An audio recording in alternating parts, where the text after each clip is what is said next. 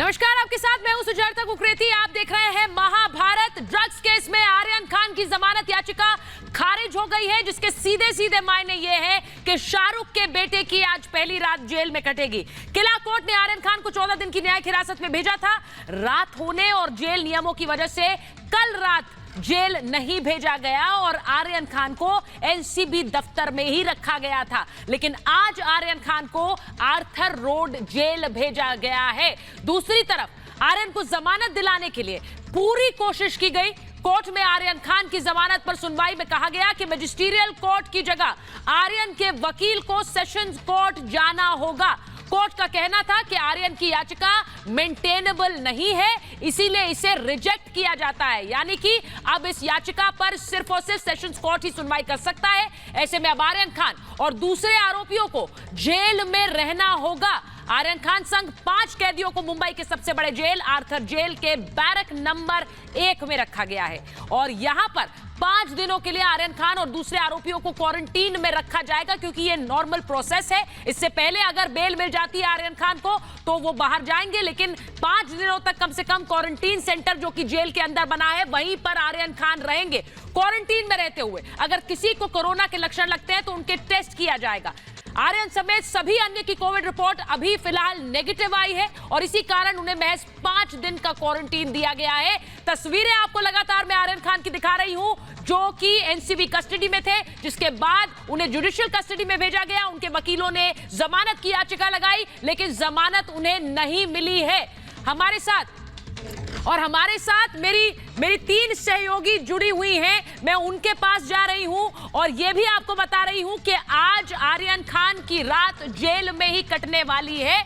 मैं आपको दिखाती हूं। मेरे साथ रीमा जुड़ी हुई है, जो कि रीमा मेरे साथ जुड़ी हुई है, जो कि एनसीबी दफ्तर पर है, मुझे बताया जा रहा है किला कोर्ट पर है। और साथ ही सृष्टि मेरे साथ है, जो कि आर्थर रोड जेल पर है। और हमारे साथ जुड़ी हुई है अलीशा। मैं पहले आपके पास आ रही हूं रीमा।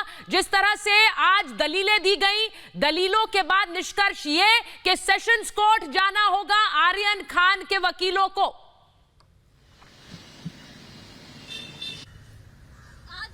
दलीलों का जिक्र सुचारिता आप कर रही हैं, उन दलीलों ने ही सब कुछ किया। यानी अगर एनसीबी के फेवर में कुछ रहा तो वो थी दलीलें, और अगर मान शिंदे के लिए कुछ नेगेटिव गया तो वो थी दलीलें।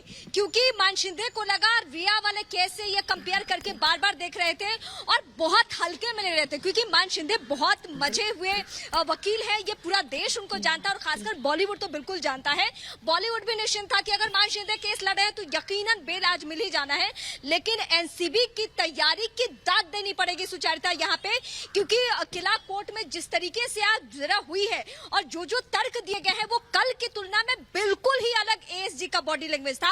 उनके जो तर्क थे वो तमाम वो बातें भी जिक्र करते हुए नजर सुचारिता यहाँ पे आए, जो बातें इसके पहले उन्होंने कल कोर्ट में नहीं की थी। कोर्ट को यहाँ तक ये कोर्ट करना पड़ा कि क्या आप सब कुछ डिस्क्लोज कर सकते हैं, और वाकई बहुत हद तक जिससे कि कोई प्रभावित ना हो, कोई गिरफ्तारी या कोई छापा अगर उनकी प्लानिंग है वो प्रभावित ना हो। ये तमाम पहलू को ध्यान में रखते हुए सुचारिता वो तमाम बिल्कुल रीमा मैं बड़ी खबर अपने दर्शकों को बता दूं। सृष्टि हमारे साथ जुड़ी हुई है, अलीशा हमारे साथ है। मैं अलीशा आपके पास आ रही हूं, लेकिन उससे पहले बड़ी खबर अपने दर्शकों को बताऊं। कल आर्यन खान की जमानत के लिए याचिका लगाएंगे उनके वकील। कल सुबह सेशंस कोर्ट जाएंगे आर्यन खान के वकील। ये बड़ी खबर अपने दर्शकों को बता रही हूं। आर्यन खान की लीगल टीम कल सुबह उनकी जमानत की याचिका के लिए सेशंस कोर्ट का रुख करेगी।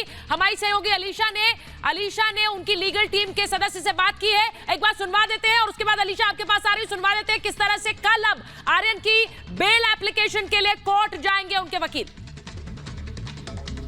ऐसा लगा कि वो मेंटेनेबल नहीं है, बट ये हमको उम्मीद नहीं थी कि इस तरीके का आज ऑर्डर पास होगा। फॉर्चुनेटली हम लोग कल ही सुबह को सेशंस कोर्ट में मूव करके एप्लीकेशन फाइल करने वाले, और एनसीबी को ये चीज़ आज ही रात को हम सर्विस करने वाले हैं कि हम कल सुबह उसको मूव कर रहे हैं हियरिंग के लिए।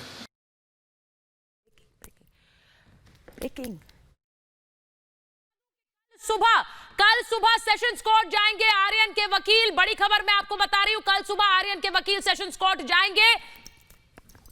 कल सुबह आर्यन की जमानत याचिका के लिए सेशंस कोर्ट का रुख किया जाएगा। मैंने आपको पहले ही बताया कि आर्यन खान की जमानत याचिका खारिज हुई है और कोर्ट ने कहा कि सेशंस कोर्ट का रुख करना होगा क्योंकि जो धाराएं लगाई गई हैं वो सेशंस कोर्ट में आपको जमानत की याचिका डालनी होगी। और कल सुबह अब आर्यन की जमानत याचिका के लिए सेशंस कोर्ट का रुख करेंगे उनके वकील। मैं सृष्टि आपके पास आ रही हूं।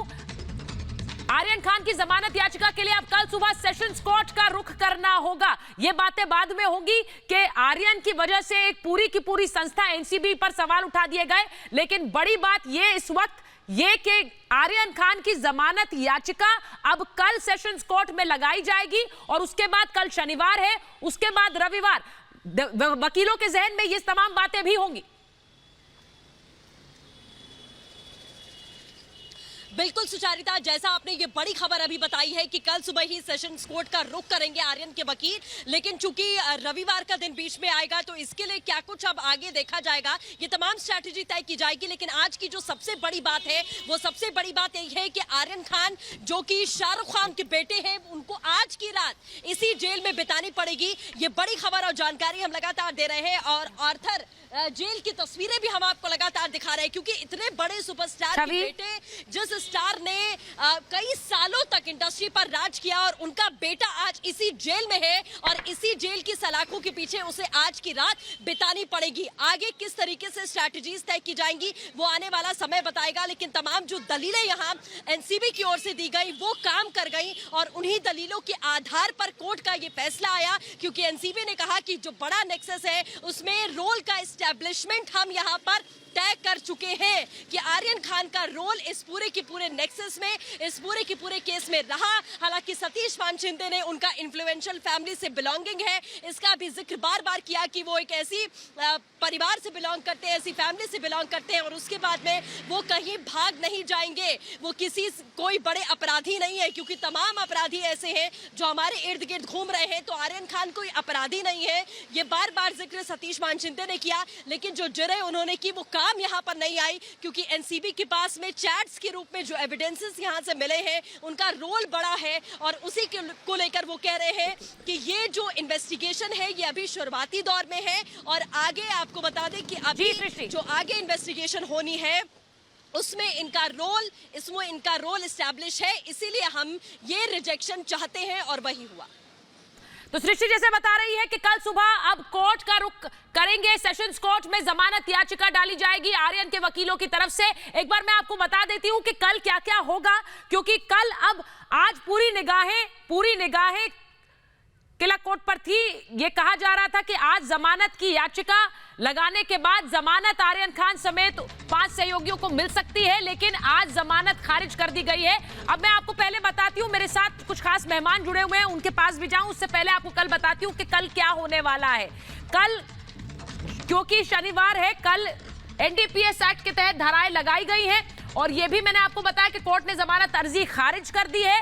अब कल उनके वकील यानी आर्यन खान के वकील सेशंस कोर्ट का रुख करेंगे। जमानत अब सेशंस कोर्ट से ही मिल सकती है। मेंटेनेबिलिटी की बात कहते हुए आज कोर्ट ने साफ कह दिया कि वो जमानत नहीं दे सकता है। आर्यन के वकील कल सेशंस कोर्ट का रुख करने वाले हैं, वहां पर जमानत की याचिका लगाएंगे। शनिवार होने की वजह से स्पेशल याचिका डाली जा रही है, लेकिन इसी के साथ साथ रविवार को कोर्ट काम नहीं करता लेकिन स्पेशल याचिकाओं पर काम करता है। ऐसे में कोशिश ये रहेगी कि आर्यन खान की जमानत पर कल सुनवाई हो, लेकिन उसके लिए थोड़ा सा इंतजार करना होगा क्योंकि अभी आज की रात जैसा मैंने कहा कि आर्यन खान को आज जेल में ही रहना होगा। यह भी मैं आपको बता रही हूं। मेरे साथ जो मेहमान जुड़ रहे हैं मैं उनका परिचय आपसे कराऊं। मेरे साथ जुड़ रहे हैं वकील इश्करन भंडारी, मेरे साथ जुड़ रहे हैं सोशल एक्टिविस्ट प्रीति पांडे, मेरे साथ UP police forward DGP doctor Vikram Singh जुड़ रहे हैं, किशोर तिवारी राजनीतिक विश्लेषक मेरे साथ जुड़ रहे हैं, मानवी तनेजा और साथ ही वकील असगर खान। मैं शुरुआत दोनों वकीलों के साथ करना चाहती हूं और मैं चाहती हूं मेरे दर्शक इस पूरे मामले को कानूनी रूप से समझे। इश्करन, शुरुआत आपसे कर रही हूं क्योंकि कोर्ट ने कहा कि मेंटेनेबल नहीं है, इसके लिए अब आप सेशंस कोर्ट जाइए। बहुत से लोग इसे इस तरह से भी देख रहे हैं कि कोई आरोप नहीं है, किसी तरह की दलीलें नहीं थी और अब आसानी से जमानत मिल जाएगी। देखिए, दो चीजें होती हैं। एक होता है का उसके ऊपर बेल बनता है या बेल नहीं बनता। तो इनिशियली ने कहा था कि और एनसीबी ने मांगी थी कि उनको कस्टडी चाहिए, कि उनको इंटरोगेट करना है, रिकवरी करनी है और 2 बारी कस्टडी दी गई। उसके बाद कोर्ट ने फैसला किया कि आपको सफिशिएंट कस्टडी दे दी गई है, क्योंकि ये केस स्मॉल क्वांटिटीज का है और रिकवरी का भी जो फैक्ट है किससे क्या रिकवरी हुई है वो सारी बहस हो चुकी है। तो वो देखते हुए कोर्ट ने कहा कि इस पॉइंट के बाद एनसीबी को और कस्टडी की जरूरत नहीं है और जुडिशियल कस्टडी दे दी गई। तो उसके बाद जब जुडिशियल कस्टडी के बाद बात आती है मेरिट्स पे कि बेल बनती है या नहीं बनती, पर कोर्ट ने पाया और इस एक्ट के अंदर क्लियर है कि आप स्पेशल कोर्ट जाएंगे, तो आप स्पेशल कोर्ट नहीं गए, आप सेशंस कोर्ट नहीं गए, आपने यहाँ याचिका डाली और कोर्ट ने ये फैसला मेंटेनेबिलिटी पे किया है कि कोर्ट के पास ये पावर ही नहीं है इस इशू के अंदर जाने की कि बेल बनती है नहीं बनती, जो निर्धारित कोर्ट है वो डिसाइड करेगा। और इस आधार पे कोर्ट ने रिजेक्ट कर दी है बेल। तो ये जो अभी तक आया है, कोर्ट ने ऑपरेटिव पार्ट सुनाया है, ऑर्डर पास नहीं किया है। क्या कोर्ट ऑर्डर के अंदर मेरिट्स में भी जाता है नहीं जाता वो पता नहीं, पर मेंटेनेबिलिटी पार्ट पे कोर्ट का क्लियर फैसला है कि यहाँ पे कोर्ट के सामने ये एप्लीकेशन मेंटेनेबल नहीं थी, इसलिए रिजेक्ट कर दिया। इसका नेचुरल कॉन्सिक्वेंस यही है कि जुडिशियल कस्टडी है तो वो जेल में रहेंगे। कल अब जब वो सेशंस कोर्ट ऑफ जाएंगे, नोटिस होगा, रिप्लाई का टाइम मांगा जाता है या रिप्लाई सेम डे होता है, वो सारी प्रक्रिया है, तो 2-4 दिन जी लग सकते हैं मेरिट पे बहस होने पे। मेरिट पे कोर्ट क्या फैसला करता है वो तो बहस के बाद ही होगा।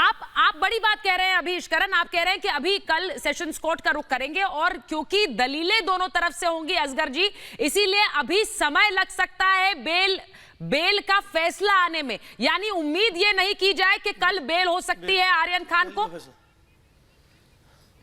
नहीं, देखिए ये तो बहुत सारी चीज़ों पे डिपेंड करता है। एप्लीकेशन दाखिल करेंगे, उसके बाद प्रोसिक्यूशन उस पर रिप्लाई दे, या अगर किसी भी वजह से अगर एडजर्न होता है तो इट में टेक टाइम, ये तो एक बिल्कुल अलग बात है। अभी जो बेल उन्होंने, बल्कि बेल के ऊपर ना कहा जाए बल्कि बेल एप्लीकेशन की मेंटेनेबिलिटी पर और एक फ़ैसला दिया कि भाई यहाँ मेंटेनेबल नहीं है और इस कोर्ट को ये पावर नहीं है। जाहिर बात है प्रॉपर कोर्ट में ले जाकर लगाएं। हालांकि जो एनसीबी का अपना केस है उसमें कंजम्पशन की अगर क्वांटिटी है तो वो अदरवाइज बेलेबल है। अगर उस बात को मान के चलें तो पुलिस को बेल दे देना चाहिए, एनसीबी को बेल दे देना चाहिए। नहीं तो आप ये कह रहे हैं कि इसमें पहले ही बेल हो जानी चाहिए थी, इन्हें अभी तक रखा हुआ है। आपकी दलीलों से मुझे ऐसा लग रहा है कि इसमें जो क्वांटिटी उन्होंने जो क्वांटिटी खुद कहा है और कंजम्पशन की बात कही है, तो इसमें उनको पुलिस को एनसीबी को खुद को पावर है क्योंकि ऑफेंस बेलेबल है उसमें। नहीं, एनसीबी ने बहुत सी दलीलें कोर्ट में रखी है, जो रिमांड कॉपी हमने देखी उसमें बहुत सी बातें कही गई। इश्करन, एक बार मैं आपसे इसलिए जवाब लेना चाहती हूँ क्योंकि वो कह रहे हैं कि अभी तक तो बेल हो जानी चाहिए थी, रखा हुआ है जबरदस्ती, कैसा है? एक मिनट जल्दी से जवाब दे दें, उसके बाद मैं प्रीति जी के पास। इस केस में घंटों बहस हो चुकी है और ये बहस होने के बाद एनसीबी की दलील कोर्ट ने मांगी और 2 बारी एनसीबी को कस्टडी भी दी। बॉम्बे हाई कोर्ट की जजमेंट भी साइड की गई, कैसे के नॉन वेलेबल, ये सारे ऑफेंसेस नॉन वेलेबल। ये सारी बहस हो चुकी है, पर जैसा मैंने कहा तो वो बहस हम रिपीट नहीं करना चाहिए। यहाँ के एनसीबी को बेल दे देना चाहिए था। अगर एनसीबी बेल ऐसा कुछ करती तो कल को यही लोग कहते हैं इतनी फेवरेटिज्म कर रही है, नॉर्मल आदमी पकड़ा जाता है उसके साथ क्या होता है। अगर जो ये और दूसरी बात इंपॉर्टेंट बात है, कोर्ट ने बहस सुन के 2 बारी कस्टडी दी है, पहले 1 दिन की फिर 3 दिन की, तो ये हमें माननी चाहिए। दूसरी बात, इससे मैं एग्री करूंगा इस बात से। मैं एक मिनट मुझे बोलने दीजिए कि अगर सिर्फ कंजम्पशन का केस है, फर्स्ट टाइम ऑफेंडर है, स्मॉल क्वांटिटी है, तो बेल के लिए अच्छा केस है, पर वो अच्छा केस उचित कोर्ट में ही होना चाहिए। तो ये अभी मेंटेनेबल पे बात आती है और मेंटेनेबल कोर्ट ने नहीं पाया।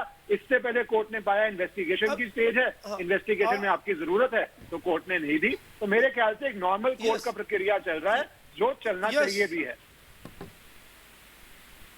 दिखा देती हूँ एक बार मैं प्रीति जी के पास जाऊं, मानवी के पास जाऊं, डीजीपी विक्रम सिंह भी बैठे हुए हैं, मैं उनके पास जाऊं। उससे पहले मैं एक बार दिखाना चाहती हूं कि दलीलें कोर्ट में क्या कही गई हैं आर्यन की तरफ से, यानी कि उनकी वकील सतीश मान शिंदे ने क्या क्या दलीलें कोर्ट में रखी हैं आर्यन की तरफ से, वो एक बार मैं दिखाना चाहती हूँ। वो जरा तस्वीरें एक बार दिखाएं। जो दलीलें दी गई हैं वो ये कि आर्यन के बैग में कुछ भी नहीं था, आर्यन से ड्रग्स नहीं मिले हैं, ये दलीलें दी गई हैं कोर्ट में, और मेरे मेहमान भी इसे सुने, मेरे दर्शक भी। फोन के साथ किसी तरह की कोई छेड़छाड़ नहीं की गई है। थोड़ा जूम इन करिए। एनसीबी अब तक कुछ नहीं कर पाई है, आगे क्या करेगी ये सतीश मान शिंदे की तरफ से कहा गया है। यह भी दलील दी गई है, यह भी दलील दी गई कि आर्यन पर कोई आरोप ही नहीं है, क्योंकि उनके पास ना तो ड्रग्स थी और उन्होंने कंजम्पशन की भी बात नहीं मानी है। आर्यन को शिप में ड्रग्स बेचने की जरूरत नहीं है, क्योंकि आर्यन पूरी की पूरी क्रूज खरीद सकते हैं, वो इस शिप को खरीद सकते हैं, उनके पास उन्हें इस शिप में ड्रग्स लेने की जरूरत नहीं है। दूसरों से मिली ड्रग्स को आर्यन का नहीं माना जा सकता है, यह दलील भी सतीश मान शिंदे की तरफ से दी जा रही है। यह भी कि दूसरे आरोपी से अब तक सामना क्यों नहीं कराया गया, क्योंकि यह दलील दी गई थी कि दूसरे आरोपियों के आमने सामने बिठाकर पूछताछ करनी है।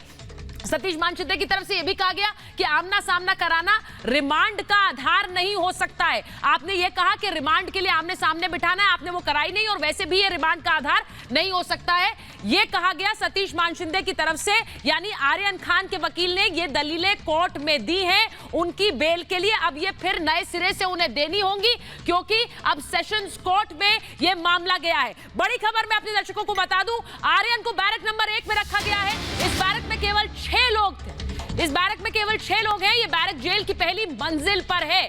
आर्यन खान को बैरक नंबर 1 में रखा गया है और ये पहली मंजिल पर है।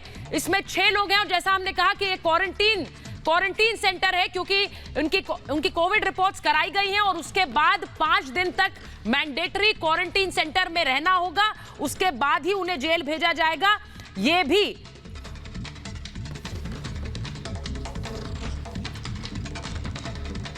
और बड़ी खबर अपने दर्शकों को बताऊं कि जमानत पर सोमवार को सुनवाई संभव है। यह भी बड़ी खबर आ रही है। आर्यन के वकील अर्जी दाखिल करेंगे, वेकेशन बेंच जा सकते हैं आर्यन खान। यह बड़ी खबर अपने दर्शकों को बता रही हूं, वेकेशन बेंच जा सकते हैं, बेल पर सोमवार को सुनवाई संभव। मैंने अभी थोड़ी देर पहले आपको बताया था कि शनिवार रविवार होने की वजह से कुछ दिक्कतें आ सकती हैं, वो बेहतर थोड़ा इश्करन या असगर जी बताएंगे। लेकिन जो बड़ी खबर वो आ रही है वो ये कि आर्यन के वकील अर्जी तो दाखिल करेंगे और वेकेशन बेंच के पास वो जा सकते हैं, और सोमवार को सुनवाई हो ऐसा भी संभव है। यानी कि अभी जो मैं आपको बता रही हूं कि आज की रात उन्हें जेल में रहना होगा, लेकिन यह संभव है कि सुनवाई सोमवार को हो, उससे पहले नहीं। मैं एक बार प्रीति आपके पास आ रही हूं।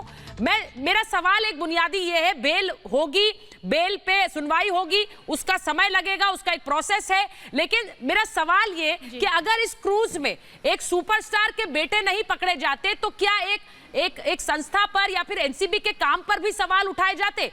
इस पूरे मामले को इतनी चर्चा में और काम जो जिस तरीके से काम किया जा रहा है उस काम करने के तरीके पर सवाल उठाए गए, क्या इसी वजह से कि एक सुपरस्टार का बेटा रडार पे था?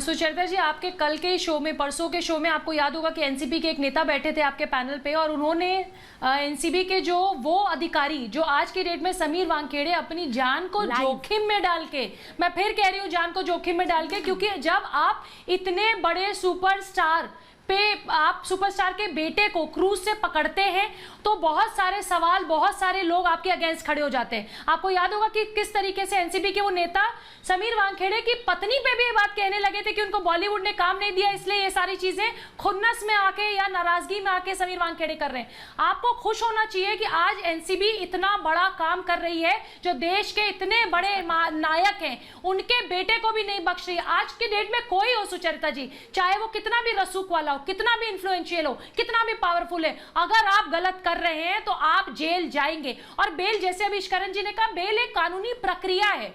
बेल का मतलब ये नहीं कि आप निर्दोष हैं। आपको ये बताना पड़ेगा कि जो एनसीबी ने पहले दिन कहा था कि कंजम्पशन के भी चार्जेस लगाए थे, खरीद फरोख्त के भी चार्जेस लगाए थे, आपके ऊपर सारे केसेस चलेंगे और आप निर्दोष हैं तो आपको साबित करना पड़ेगा। और एनसीबी के ऊपर जो लोग सवाल उठा रहे हैं वो तो बहुत बेबुनियाद है, बहुत ही बेबुनियाद। एनसीबी आज अपना काम कर रही है और इस ड्रग के नेक्सस का पर्दाफाश करने के लिए पिछले कई महीनों से सिर्फ बॉलीवुड नहीं पूरे देश में काम कर रही है, आपको पता होगा।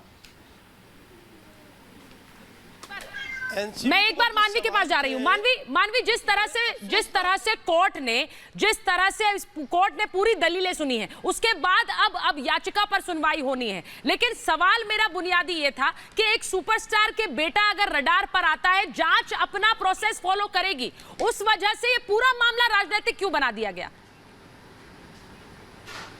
देखिए सुचारिता जी, मैं तो ये बोलना चाहती हूँ एनसीबी ने जो काम किया है वो काबिल तारीफ है। ये काम एक्चुअली मुंबई पुलिस को करना चाहिए था जो एनसीबी ने काम किया है। कुछ लोग एनसीबी पे सवाल उठा रहे हैं, मेरे को नहीं लगता ये बहुत बेबुनियाद सवाल है जो एनसीबी की क्रेडिबिलिटी पे सवाल उठा रहे हैं। मेरा पर ये कहना है कि मीडिया ट्रायल इतनी क्यों हो रही है? एनसीबी की स्टेटमेंट की हमें वेट करनी पड़ेगी। वहां पे 6 बंदे थे, वहां पे 8 बंदे थे, 600 बंदे क्रूज पे थे, तो सिर्फ शो शाहरुख खान का बेटा है इसीलिए मीडिया ट्रायल हो रही है। कोई प्रोडक्शन हाउस उसको स्पॉन्सर ना करे, लॉन्च ना करे, उससे पहले मीडिया ने उसको लॉन्च कर दिया। मतलब आपको कुछ भी होता है सीधा बॉलीवुड पे टारगेट करते हैं। अरे एनसीबी की ऑफिशियल स्टेटमेंट को वेट करो। एनसीबी की जो स्टेटमेंट थी उसमें ये है कि हाँ पे इतने सारी चीजें मिली है, वहां पे बहुत सारा ड्रग्स मिला है, वहां पे पिल्स मिली है, लेकिन ये नहीं बोला एनसीबी ने कि आर्यन से मिली है। आर्यन का ब्लड टेस्ट हुआ है, अभी ब्लड टेस्ट की रिपोर्ट भी आनी है। तो हर चीज हमने परसेप्शन बना ली है और बोल रहे ये हर चीज आर्यन की है। और जैसे उनके वकील ने ये बोला है कि आर्यन इतनी काबिलियत रखते हैं पूरा का पूरा क्रूज खरीदने की, तो आप एनसीबी की पहले वेट करें। मीडिया ट्रायल पहले ही हो गया, मीडिया ने पहले ही वर्डिक्ट निकाल दिया है कि आर्यन ही गुनहगार है। किसने निकाल दिया ट्रायल? किसने निकाल दिया वर्डिक्ट मानवी? किसने निकाल दिया verdict Manvi? Manvi, you are talking about a media verdict. मैं तो राजनेताओं का बयान बता रही हूँ, डीजीपी विक्रम सिंह, जिसमें सीधे सीधे संख्या पर आरोप लगा दी गए। वो वर्डिक्ट नहीं होता है क्या? किशोर तिवारी जी, मैं आपके पास आ रही हूँ क्योंकि वो जो वर्डिक्ट बड़े आ गया उसमें आप भी हैं, उसमें आप भी हैं। सुचेता जी, जब किसी बड़े आदमी का बेटा क्रूज पे पाया जाएगा तो लोग सवाल करेंगे।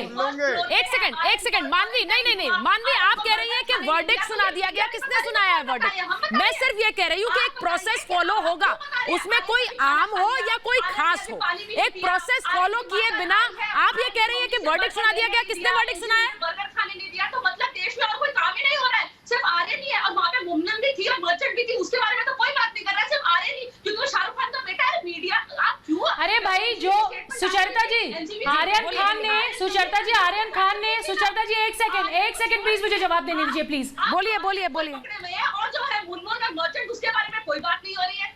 उसके बारे में सुचरिता जी, जब आर्यन खान खुद कहते हैं कि मैं तो वहाँ वीवीआईपी पास पे गया था या मैं वीवीआईपी बन के गया था, मुझे तो वीवीआईपी के तौर पे बुलाया गया था। अरे भैया, जब आप वेरी इंपॉर्टेंट पर्सन हैं तो आप किस बैरक में हैं? आपके पास कितना कंजम्पशन मिला? आपके साथ ड्रग्स मिला, चरस मिला, आपने जूतों में रखा, आपने फोन में रखा, आपने कहाँ ड्रग्स छुपाए, इस सारी चर्चा होगी मीडिया में, ये सारी चर्चा होगी। आप खुद अपने आप को वीवीआईपी बोल रहे हैं। अगर शाहरुख खान का बेटा अपने आप को वीवीआईपी बोलता है तो मीडिया बात करेगी इसके बारे में, आम जनता करेगी इस बारे में बात। आप खुद को अगर वीवीआईपी बनाते हैं, आप अगर खुद फेमस होने की बात करते हैं, आप अगर फेम लेते हैं, आप शाहरुख खान का बेटा होने का फेम। एक सेकंड प्रीति देखो, मानवी देखिए, मुझे लगता है Preeti ji has a very valid point. आप, उन्होंने बोला, सुन लीजिए मेरी बात। वो कह रही हैं कि जब आप ये कहते हैं कि मुझे एक वीवीआईपी की तरह इनवाइट किया गया, तब वो वीवीआईपी स्टेटस बिल्कुल वैलिड है। लेकिन जब आप पर सवाल उठ रहे हैं क्योंकि उसी वीवीआईपी होने के हैसियत से, तब आप कह रही हैं कि उन पर फोकस क्यों, उन पर सारा ध्यान क्यों? ये सिलेक्टिव वीवीआईपीज़म नहीं चलेगा ना मानवी। क्रूज पे जितने लोग थे, उस क्रूज पे जितने लोग थे, उसको वीवीआईपी नहीं माना जा रहा है। आर्यन खान के साथ जितने लड़के थे उनका लोग नाम भी नहीं जानते, उनके पिता का भी नाम नहीं जानते, उनकी माँ का भी नाम नहीं जानते, किसके पिता बेटे क्या करते हैं कोई नहीं जानता। लेकिन अगर आप वेरी इंपॉर्टेंट पर्सन बन के गए तो इस पे चर्चा होगी। अगर आप अपने आप को फेमस पर्सनालिटी दिखा रहे हैं तो इस पे चर्चा होगी। और अगर आप चरस गांजे की जगह पकड़े गए तो इस पे चर्चा होगी। और अगर आप वीवीआईपी बन के गए तो आपका दायित्व बनता है इस देश के लिए। भारत के लोगों ने आपके पिता को 30 सालों तक सर पे रखा है। आपके पिता की वो जो 200 करोड़ की मन्नत की प्रॉपर्टी है ना, वो भारत की जनता के लिए। ठीक है, मैं किशोर जी आपके पास आ रही हूँ। एक मिनट मानवी, आपने सवाल का जवाब नहीं दिया। मैं आपसे जो सवाल पूछ रही हैं प्रीति, या मैं पूछ रही हूँ जी, किशोर जी मैं आपके पास भी आ रही हूँ। किशोर जी, मैं सिर्फ ये कह रही हूँ कि वीवीआईपीज़म की जो बात हो रही है, बोलिए ना। आप उस जांच पर सवाल उठाते हैं जिसमें आपके पार्टी के नेता होते हैं, आप कह देते हैं ये मोटिवेटेड है। आप उस जांच पर सवाल उठाते हैं जिसमें कोई सुपरस्टार का बेटा है। भाई एनसीबी तो बहुत जगह छापे मार रही है, बहुत जगह रेड्स कंडक्ट कर रही है। आप उन रेड्स पर ना तो आपका इंटरेस्ट है, ना आप उस पर बोलते हैं। आप उस रेड पर बोलते हैं जिसमें एक सुपरस्टार का बेटा इन्वॉल्व होता है और आप कहते हैं फर्जी है। अब मैं क्यों ना कहूं कि आपके चार्जेस मोटिवेटेड है? नहीं, ये देखो सुचिता जी, एनसीबी की इस रेड पर ज्यादा शक इसलिए है क्योंकि इसके इंडिपेंडेंट विटनेस जो है वो बीजेपी के नेता है और 221 को इन्होंने छोड़ दिया है, जो बीजेपी से रिलेटेड है। अब ये बीजेपी की रेड थी क्या एनसीबी की रेड थी, इस पर ही तो सवाल उठ गया है। और अभी तो समीर वानखेड़े के क्रिएटिविटी पे भी सवाल उठ गया है। अब तो ये विक्टिमाइजेशन दिखता है आर्यन खान का, और किसने गांजा लाया था और किसने गांजा भेजा था, ये तो एक सवाल हो गया। लेकिन मैं आपको बता रहा हूं कि ये बहुत गलत हुआ, ये बहुत गलत हुआ कि बीजेपी नेता आई विटनेस बन गए।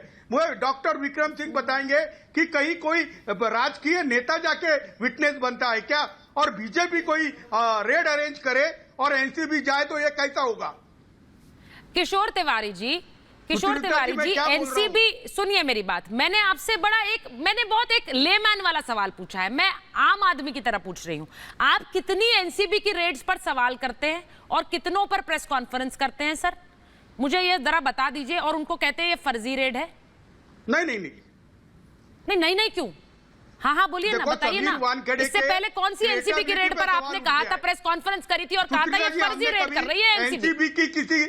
एनसीबी की क्रेडिबिलिटी पे कभी सवाल नहीं उठाए सर। ऑफ कोर्स सवाल उठाया है, कैसी बात कर रहे हैं सर? ऑफ कोर्स सवाल उठाया है। अगर आप एक रेड पर प्रेस कॉन्फ्रेंस करके कहते हैं ये फर्जी रेड है, ये सामान बरामद भी नहीं हुआ, ये तस्वीरें भी कहीं और की हैं, एनसीबी दफ्तर की हैं, क्रूज से तो कुछ नहीं मिला, आपने कहा, आप अपने आरोपों में बने रहिए, मुझे उससे दिक्कत नहीं है, मैंने ये नहीं कहा। लेकिन मैं कह रही हूं कि आपने एक सेलेक्टिव रेड को क्यों चुना? इसीलिए चुना क्योंकि उसमें एक बड़ा नाम था, इसीलिए। अदरवाइज कितनी एनसीबी की रेड पर आप सवाल उठाते हैं? मैं एक बार बड़ी खबर बता दूं आपको जी, 3000 किलो बड़ी खबर बता रही हूं, उसके बाद मैं डीजीपी साहब के पास जाऊंगी। शिकंजा मिला है। और एनसीबी के वकील का कोर्ट में जो बड़ा आरोप है, मैं वो अपने दर्शकों को बता रही हूं। बड़ी खबर यह है कि एनसीबी के वकील ने कोर्ट में बयान दिया है और कोर्ट में कहा आरोपियों का व्हाट्सएप चैट बरामद हुआ। चैट में फुटबॉल का जिक्र है। फुटबॉल का मतलब बड़ी मात्रा में ड्रग्स। ये बड़ी खबर मैं आपको बता रही हूं। एनसीबी के वकील का कोर्ट में बयान आया है। उस बयान में उन्होंने कहा कि जो व्हाट्सएप चैट्स हुई हैं इन लोगों के बीच, उसमें जिक्र है फुटबॉल का, और फुटबॉल का मतलब है ड्रग्स की बड़ी मात्रा, यानी ये वो कोडवर्ड्स हैं जिनको डिकोड करने की बात की जा रही है। देखिए, कोडवर्ड्स को डिकोड करने की बात कही जा रही है, यही कह रहे हैं एनसीबी के वकील। और ये वो दलील है जो एनसीबी के वकील पहले भी कोर्ट में दे चुके हैं कि व्हाट्सएप चैट्स में कई ऐसे कोड्स हैं। जरा दिखाइए क्या क्या दलीलें हैं, मैं आपको एक बार दिखा देती हूं कि दलीलें क्या क्या दी गई हैं एनसीबी की तरफ से। मैंने आपको सतीश मानशिंदे यानी आर्यन के वकील की दलीलें बताई। एनसीबी की दलील यह है कि आर्यन की गवाही पर दूसरी गिरफ्तारियां की हैं हमने। आर्यन के सामने बिठाकर उनसे पूछताछ करनी है, यानी आर्यन से जो इंफॉर्मेशन मिली उससे कुछ और गिरफ्तारियां हुई। अब इन लोगों का आमना सामना तो हम कराएं, पूछताछ करें, तभी हम इन्हें छोड़ सकते हैं। अपराध की गंभीरता को देखा जाए, यानी कि ये ड्रग्स का मामला है, कंजम्पशन का मामला है, सेल परचेज का मामला है। जांच एक अहम मुकाम पर है। ऐसे समय में अगर हम किसी को छोड़ देंगे तो वो जांच प्रभावित हो सकती है। आमना सामना करवाना बहुत जरूरी है, ये एनसीबी के वकील का कहना है। गिरोह को हमेशा के लिए रोकना है, यानी कि एक ये जो नेक्सस है इसे अगर रोकना है तो जांच प्रभावी रूप से आगे बढ़ाई जाए। उसके लिए सभी लोग कस्टडी में रहें। रिकवरी नहीं, जानकारी महत्वपूर्ण है, यानी कि अगर वहां जो रिकवरी हुई वो तो सेकेंडरी है, लेकिन वो ड्रग्स आ कहां से रही हैं, ये ड्रग्स का नेक्सस कहां कहां तक फैला है, वो ज्यादा जरूरी है।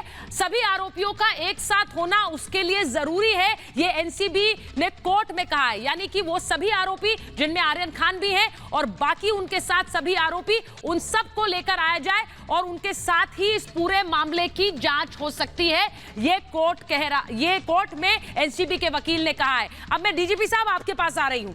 मैंने एक सीधा सवाल पूछा किशोर जी से, एनसीबी या कोई भी संस्था अगर अपना काम कर रही है और प्रेस कॉन्फ्रेंस करके उस पर सवाल उठाए जाएं, तो ये कहा जाए कि वो फर्जी काम कर रहे हैं या फिर ये फर्जी रेड थी, इस तरह के आरोपों से किसी भी संस्था के काम पर सवाल उठाना उनके मनोबल पर असर डालता है कि नहीं डालता है? सुचरिता जी, पूरी तरीके से मनोबल पर असर डालता है। अगर शासन की सत्ता पे बैठे हुए लोग किसी संवैधानिक एजेंसी के ऊपर आरोप लगाते हैं तो उसका कोई औचित्य नहीं। अगर आपको कोई शिकायत है, विद्वान अधिवक्ता है, न्यायालय में जाकर दरखास्त दीजिए कि इसकी विवेचना एनआईए से करा ले, सीबीआई से, हमें इन पे विश्वास नहीं है। इस तरीके से मनोबल गिराना ठीक नहीं है। दूसरी चीज सुचरिता जी, टीवी पे बैठ के ये कहना कि मीडिया ट्रायल, अब उनका ये कहना मुजरिम का कि मैं वीआईपी हूं, मैं क्रूज खरीद सकता हूं, इससे ज्यादा गुरूर और अहंकार मैंने कभी किसी मुजरिम में देखा नहीं। और ठसक ये कि मीडिया पे अगर हम आप चर्चा करें तो ये भी हमारा अधिकार नहीं है कि मीडिया पे हम चर्चा करें, क्योंकि वो इतने बड़े वो आसमान माउंट एवरेस्ट से भी ऊपर किसी चोटी पे बैठे हैं और उनके ऊपर हमने टीका टिप्पणी और उनके कृत्य के बारे में चर्चा कैसे की। नंबर 3, अब तक अगर उनको कोर्ट से कोई रिलीफ नहीं मिली है तो इसे जैसा इश्करन जी ने कहा, ये सोचने वाली बात है। हम किसी पूर्वाग्रह से बात नहीं कर रहे हैं, जो लॉ है वो बिल्कुल क्लियर है। विद्वान 2 एडवोकेट्स बैठे हैं, वो बेहतर जानते हैं मुझसे। लेकिन किशोर जी ने एक सवाल किया, मैं उसका जवाब जरूर देना चाहूंगा। समीर वानखेड़े बहुत उत्कृष्ट अधिकारी हैं, लेकिन जो पंच आप चुने, ध्यान से सुने, जो पंच चुने उसके बारे में कि वो इंडिपेंडेंट होना चाहिए, उसके बारे में कोई कंट्रोवर्सी नहीं होनी चाहिए। इस केस में ये बताया जाता है कि पंचों के एंटीसीडेंट्स के बारे में यही तो बात की थी मैंने। ठीक है किशोर जी मैं एक बार इंफॉर्मेशन ग्राउंड से भी ले लूं। सृष्टि मेरे साथ थ्रू हो गई है, सृष्टि के पास जा रही हूँ, रीमा के पास जा रही हूँ। सृष्टि, जो खबर आई कि अब मामला जो बेल का है, जी किशोर जी आ रही हूँ, अभी बारी जरा सृष्टि और रीमा सुबह से लगातार इस खबर को कवर कर रहे हैं और वहां से जानकारी दे रहे हैं। मैं उनके पास पहले चली जाऊं।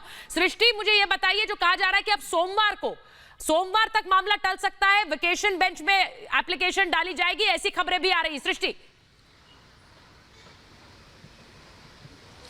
बिल्कुल सुचारिता, जिस तरीके से आप लगातार जिक्र भी कर रही थी कि सैटरडे संडे बीच में है, जिस वजह से कुछ बाधा इसमें पड़ सकती है, वही बाधा अब इस वक्त देखने को मिल रही है। सोमवार का जिक्र यहां पर किया जा रहा है कि सोमवार को मामले पर सुनवाई हो सकती है। हालांकि स्पेशल केस को देखते हुए यहां पर कोशिश इन वकीलों की तरफ से यही की जाएगी कि स्पेशल केस में ये जो बेल एप्लीकेशन है उसे फाइल किया जाए, लेकिन इसमें वो किस हद तक कामयाब हो पाते हैं वो देखना होगा। लेकिन आज की रात तो सुचारिता ये तय है कि यहां पर इसी आर्थर जेल में आर्यन खान को आज की रात बितानी पड़ेगी, क्योंकि तमाम जो दलीलें थी वो धरी के धरी रह गई थी और मुश्किलों का सामना अभी सतीश मानचिंदे को, आर्यन खान को और पूरे खान परिवार को आगे करना पड़ेगा, क्योंकि ये इतना आसान केस नहीं था। जिन केसेस का जिक्र सतीश मानचिंदे लगातार कर रहे थे, तमाम जो फैसले कोर्ट की ओर से लिए गए थे, चाहे रिया चक्रवर्ती केस हो, चाहे अरमान कोहली का केस हो, या फिर चाहे भारती का केस हो, उन तमाम केसों का जिक्र वो कर रहे थे जो फैसले यहाँ पर किए गए। लेकिन वो केस और ये केस कैसे, और सृष्टि यही बात दलीलों के जरिए भी दी गई है। आप सुबह से कवर कर रही हैं,